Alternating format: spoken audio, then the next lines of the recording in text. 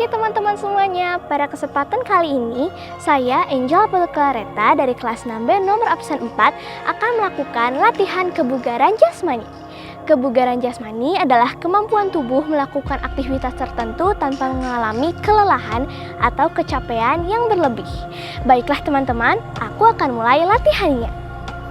Yang pertama adalah lari di tempat setinggi pinggul dalam hitungan 30 detik.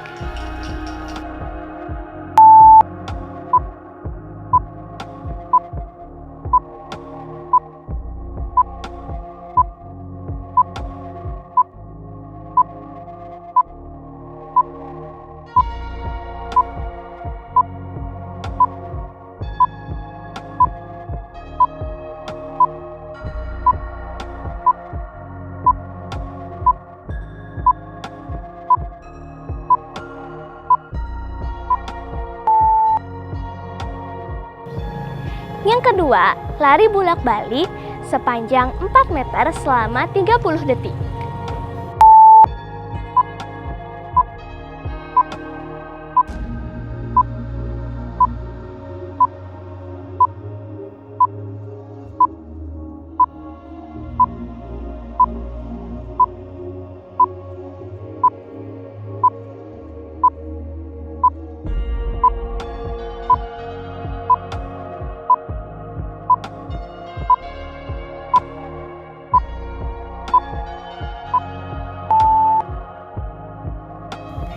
Demikianlah latihanku hari ini.